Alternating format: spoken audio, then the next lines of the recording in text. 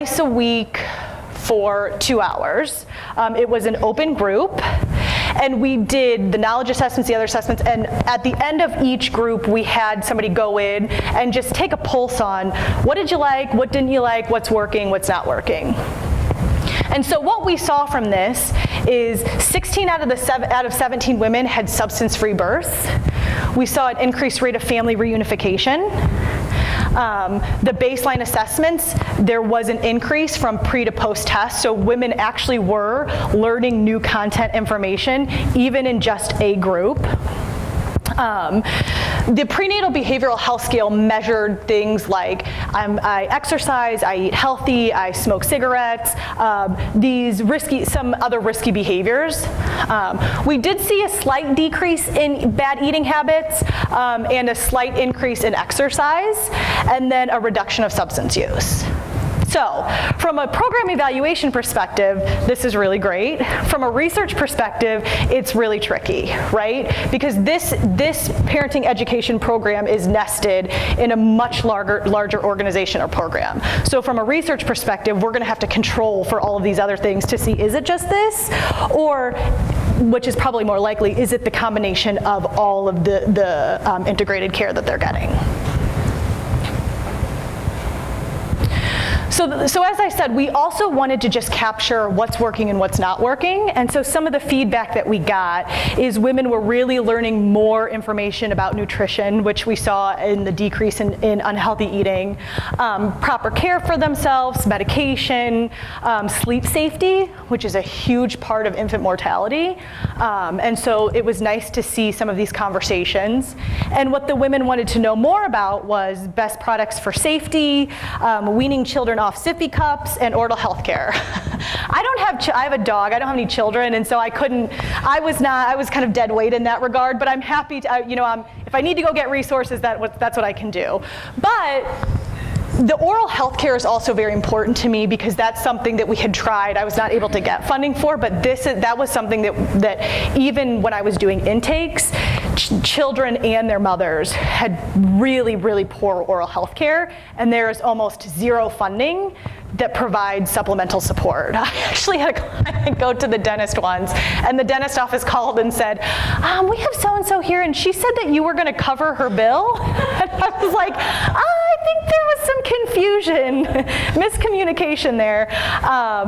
But hearing that the women were also cognizant of this made me really interested in still trying to find some kind of funding. So lessons learned. Every program that you implement and you develop and you evaluate, you're gonna walk away with a whole new set of lessons learned. For us and from a research perspective, and this I think is part of the rub in doing community-based research, especially around programming, is what's always good for the program and what the program needs is not always great for research. So this would have been wonderful if we did in 8-week closed groups, we did pre and post, it would have been pretty, the data would have been great, but we wouldn't have been reaching as many people, and it would have been too exclusive. And so the open group format is really difficult to capture data, and that we can take from a research perspective. We tried the 6-month follow-up game without any incentives, and I don't think I'll probably ever do that again. It's really hard to get follow-up with incentives, but to do it without incentives, it's almost like you have to work miracles, and I'm not that good. And I think the other thing that we didn't do well enough is utilizing the treatment team feedback. So I was really very concerned with what the women were experiencing, and then I really wanted them to like this, but I think it was really large blind spot on my part of, what does the treatment team need? What do they experience? I don't think we sat down with them and gave them enough space to talk about that. So what would I do different? I would add as many parenting educators as I could. So the nice part about the Family Spirit curriculum is the training is about both content and process. So it can be administered, it does not have to be administered by a professional with a ton of experience. It's so structured that we had people coming in with very minimal experience in the field who were able to grasp on and who were able to implement to fidelity because of how structured it was. we also started to notice that our organization and probably some others would benefit from this training on parenting culture. So it kind of goes along with trauma-informed care in that are your staff really prepared to work with mothers who are withdrawing and children who are running up and down the hallways and screaming and pulling each other's hair, right? Like it's hard for me to handle sometimes as a therapist, and that's what I've been trained to do. So for someone who is administering medication or who is, doing maintenance, they're not at all prepared. And so we really thought about how can we look at doing some trainings on this parenting culture. Incentives, as I said, I will probably never leave those out of another funding opportunity. Lesson learned. And I think that, again, this is another rub of community research, is you rarely can have staff who are just dedicated to evaluation, right? So our parenting educators were really like superheroes. They were doing the family spirit curriculum. They were also helping with all of these other systemic needs, family reunification, DFS, all of that, and capturing the evaluations. It wouldn't make sense for me to go in not having a relationship and sit down and try to do evaluations, but it also doesn't necessarily make sense to have a staff who has 50,000 things on their plate already to add something else. And so I don't know the answer and how to fix this, but I know that it's certainly a lesson learned from us, and how can we build in staff and carve out and truly carve out time for evaluation, right? I think sometimes we can write them in for 5 or 10%, but that's just not enough and it's not realistic. Okay, how am I on time? I can buzz through. Okay. So this last part then is really for you all to think about how you can take your interests and some needs that you've identified in community programs, clinical programs, and start to get funding and develop on your own. And so again, this really high-tech model that I've built is all data-driven, right? Like this is, and it's data-driven both what I've published and also what I've done just sitting with the clients and the staff in the organization and being a part of the organization. As I was doing this, I also ran groups, I carried small caseloads. You really have to be integrated into the culture. So what I would encourage you to think about is your research interests, any kind of programming you're familiar with, and then what kind of programming could your organization benefit from? And how can you make them align? So is anyone here familiar with logic models? Have you done quite a few? So when in doubt, if anyone ever brings up program development and you don't know what to do and you don't know what to say, I would just throw out the word logic models. Because in any case, you're gonna have to have one, right? And so the nice part about logic models, and so I think to your question of like, where do you start and how do you do all this, is get yourself organized. I think one of my strengths is that I can organize chaos very well. And so I don't know if that's something that I should be proud of, but a logic model does that. And so it's a way to take a pulse on what you have, what you need, what you're gonna do, and how you're gonna capture that. There's this resource up here, so from the Kellogg Foundation, they have a whole guide to logic models. The really interesting thing is there's not, and I don't know if this is your experience, there's not one template for a logic model. Every funder has a different one. They're different from state to state. You could do a logic model chart. You could do a flow chart. There's like 50,000 iterations of it. So I found one, and I'm going to give you an example of one that makes sense to me. It's just very simple. I think keeping things simple is what makes most sense for me. So this is one from the Lutheran Foundation in St. Louis. They funded us for 2 years to implement a program specifically for incarcerated women, and then the third year we got funding to evaluate the program. And every time we did the application and the reapplication, we submitted a logic model. So you want to be able to capture your inputs, what are all the things you need to run the program, your activities, what are you going to do with their funding, and then when you think of outputs, you think of how are you going to quantify your activities. And then really what they're most interested in is how are they going to get the biggest bang for their buck? what outcomes? Are you going to change knowledge? Are you going to change behaviors? Are you going to change status and condition? What's that going to look like? So here's an example of one that's completed. Looking at what we would need if we wanted to develop and get funding for a specialized track for women who are incarcerated, coming from incarceration directly to our program.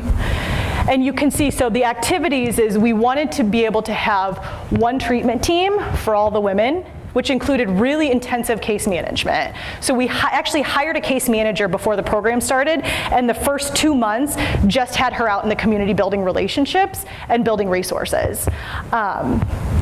So we have our specialized treatment team, our Helping Women Recover and Beyond Trauma groups, employment, where we brought in a partner agency, talking about partnering, very important, to hold employment workshops. So women who had criminal records knew how to tell their story and also were empowered to say no when people were asking inappropriate questions about charges and what their experiences were. And then providing free legal services. So those core activities are what we wanted funding for. And then we quantified them in the outputs in that we would serve 132 women per year. So if we wanted to serve 132 women per year, we had to look at recruiting probably 150 to get to our 130. And then we hoped to see all sorts of different outcomes across knowledge, behavior, and status. So when you're thinking about program development and how you can do it and where you might want to start, I think one important part is when you're thinking about your outcomes, you need to have a very specific assessment or scale linked to your outcomes. So if I say that I'm going to measure substance use, a decrease in substance use, I better either be using the Addiction Severity Index, drug screens, whatever it is to be able to link to my outcome. Your evaluation plan. So I think that this, again, as family therapists who are trained in research, who can really think about how can we really evaluate this? How can we evaluate the outcomes, which would be a decrease in behaviors or an increase in knowledge? How can we also evaluate the process of implementing this, which is very tricky, right? What kind of questions are we asking to make sure the therapists are implementing the groups to fidelity? What kind of questions are we asking to make sure that the women are participating in case management and that they're getting something from it? And then being able to take that and all of your lessons learned when you turn around and apply for different funding. So this is just an example of how you can connect your outcome statement to your evaluation method. And again, you'll see the DLA 20. In every grant I wrote, I always put the DLA 20 because it was part of our standard operating. So this last little bit, I'll just talk briefly about how do you get the funding. So for me and for specific to program development, I have experience securing funding from local foundations, from national, and then at the federal level. Mostly with SAMHSA is my federal experience. But one invaluable resource is the Foundation Directory Online. Are you all familiar with this? So it's free at the public library. It's not free at universities, and I don't know why, but it is at the public library. So it is invaluable. So what you do is you go to the public library, you get onto the Foundation Directory Online, you can search by geographic area, and then, so mine would be, I was searching in Missouri, and then I was searching for substance use, women, families, right? Or for me, a lot of foundations don't specifically target substance use. It's foundations that target family services or parenting or mental health. I could make that work. So what you do is after you do your search, it's going to pull up a whole list, and you're going to feel like you have 50,000 funding options. And it's a lie, because you don't. But you have a good amount, right? So once you find potential funders, pull their 990. It's public knowledge, and the 990 is going to tell you who they fund and how much they fund. And this keeps you realistic.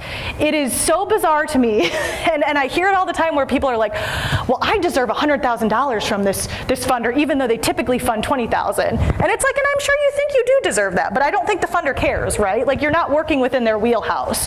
So pull their 990 and see who they're funding and for how much. And I think another important thing about this is there are times where the funder will say, oh, we're really interested in family reunification, but the only people they fund are universities, or the only people they fund maybe are religious organizations. So it also saves you time in that typically, if historically they've only funded universities, I like to think, you know, I'm a special gem, my application is going to be really special, but it's not. So don't waste your time if they're telling you that that's really only who they fund. Grant Watch and Grant Station, these are two other search engines. I don't use them as much because the FDO is just very comprehensive. And I think that you only get a certain number of clicks on one of those before then it's like, oh, if we have 15 funders lined up, but you have to pay like $30. And so for me, I'm like, oh, the FDO is very comprehensive and it's for free. So the last little bit of advice that I could probably give about this is follow the instructions. And it's so simple, I know, but there's gonna come a time where you don't. So I wrote probably one of the most, like an application I was so proud of, and it was really gonna make change, and I didn't double space it, and they didn't even read it. And they sent it back saying that. And so I went to my boss and I was like sobbing and I was like, this is personal and I just can't believe they would do. And it's like, no, right? Like, I review for SAMHSA and I tell you that when you're on the other side of it, you start to look for things that you want to throw out applications, right? Reviewers are tired, they're overworked, they're looking for a reason. So if you don't read the instruction carefully, you're gonna give it to them and it's devastating. Learn from my mistake. Give yourself enough time. I thought, you know, the first time I wrote a federal grant, I was like patting myself on the back because I got done like a couple days early, which is like in the grant world, like so long. And I hadn't done the budget justification. My boss was like, what are you doing? Why are you celebrating? You have like a whole justification to write up. So know all of the parts that go into it, how the budget runs. If you have to do a match, it's an even longer budget and even longer justification. And the last part, and I cannot stress this enough, is you have to make sure that you align with the funder, because you don't have the money. So I was giving a presentation once on how I would build a training clinic from the ground up. And I got done and they were like, oh, this is great. And one of the faculty came up to me after and he said, you know, I write really good grants and they get scored well and I get feedback that like this program is really interesting, but the consistent feedback that I get is it doesn't fall within the scope of the funder. And then he followed up with, and I don't think I need to change that. And I was like, well, I think you do, because you're never going to get funded, right? These funders have 150 applications, especially foundations that people consider to be like the lower hanging fruit. In St. Louis, you're competing against 100 to 150 applications. So while you think your program is really special, if you cannot situate it in their wheelhouse and align it and say, you know, like, this is how we're addressing infant mortality. This is what we do. This is how we're going to make change in the community. Very specific to what you're funding. You have to do this, otherwise you're never gonna, it would be very hard to be successful. So I'll leave you with these questions to think about. What is the agency or your organization and why is it important? So what's your selling point here?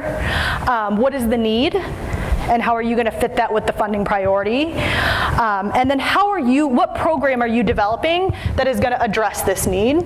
How are you going to evaluate the outcomes? And then how do you disseminate all of this? So it's a lot to think about, but it's completely feasible. And as a caveat, so when I was doing my doctorate, I had not written one grant during my doctorate. I had no experience doing program development. All of this was learned while I was in the community. So if you haven't done any of this, there's certainly opportunity to do it. All right, that is all. Any questions?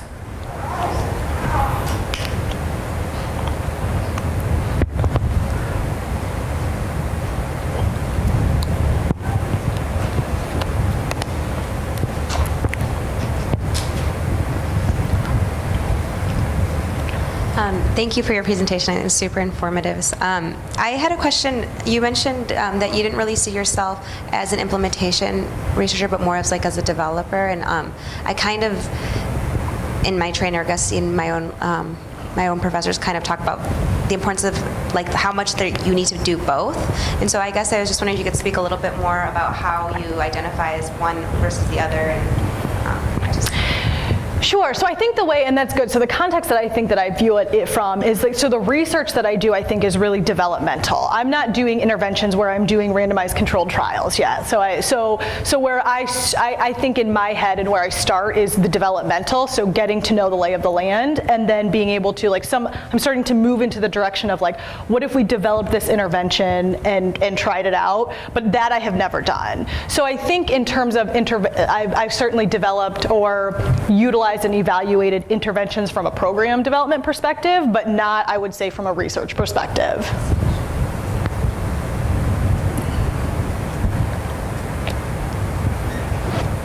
Hi, I'm Katie Van Fossen from Ohio State University.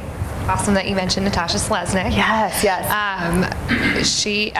So I was curious if you could speak a little more to, so you talked about getting your training kind of outside of the academic context for learning about program development. I took a program development class in our public health department and another family, that's where I had done the logic models. But I was just curious about how you sought out those resources and maybe mentorship around that experience. Yeah, I pretty much just had to wing it for a little bit. So I mean, I think that's really awesome that there was a course that you could take on this, and I think that speaks to the need in family therapy to have these courses available for not just research grant writing but program development, because it's a different world. And so for me it was kind of trial and error. I knew that I was interested in grant writing, and so I started very, very small, $2,000, $5,000, just to get the momentum. I also was able to, being immersed in the community and having that be kind of my full-time gig, being patient and really understanding the needs and how I wanted to package them. And then I would say, so my boss at the agency had a wildly successful funding career, and so I was able to sit with her and really say, okay, so this is what I'm thinking, does this make sense? And she was a wonderful, wonderful mentor. So my mentor didn't come from academia, she came from the community, and I think that was really, really valuable. Can I just add to that? Mm-hmm. I really think, since you're all still studying, do a program development class in a School of Public Health. Go find the School of Public Health at your universities. If you have an elective, take it. It's a really important class. It's a great skill. I mean, you had to work. It'll still be a hard work, but you will start way better than where I started. Yeah, that would be great to have those courses. Write the course then. Yes. Yes. Other questions? This is post-launch. So I've often thought about my next step as I'm kind of venturing out on where am I going to go in terms of the job market. And because I do community-based research, I really love the idea of kind of going into the community first, but really some of the feedback that I've got is if I ever really want to go into academia, that I should really start there first. And I'm hearing that you kind of did the opposite, which that gives me hope, because I'm like, oh, okay. So I was just wondering if you could speak a little bit more about how you transitioned. What was your experience? Were people, receptive to that? So I think, honestly, I was much, much more competitive in my application last year because of the experience that I had doing research in the community than if I would have applied right out of my doc program, because I think that it really set me up to step into a position, and I have multiple data sets that I can work with, and I know my research trajectory much, much better, and I know my professional identity a lot better. And so for me, what was really important when I was interviewing was, I know what I want to do, but I can't go somewhere where I'm not connected to a community clinic. I don't even know how I would function. I don't know what I would do.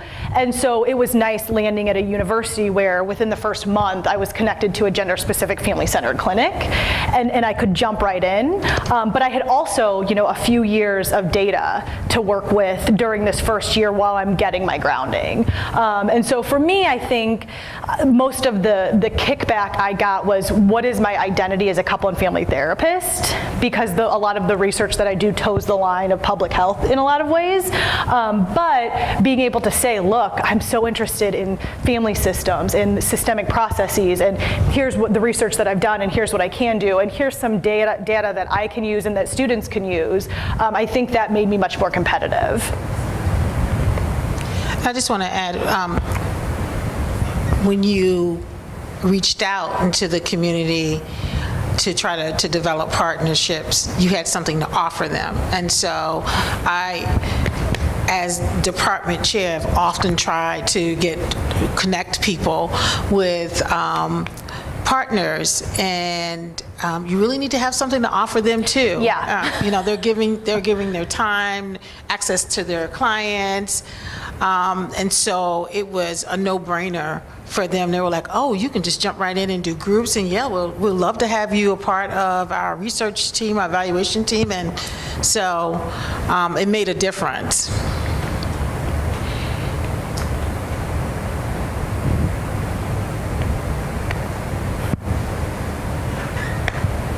All right. All right. Well, thank you. Thank you. Dr. So Jessica will be here tomorrow for the roundtable, and we'll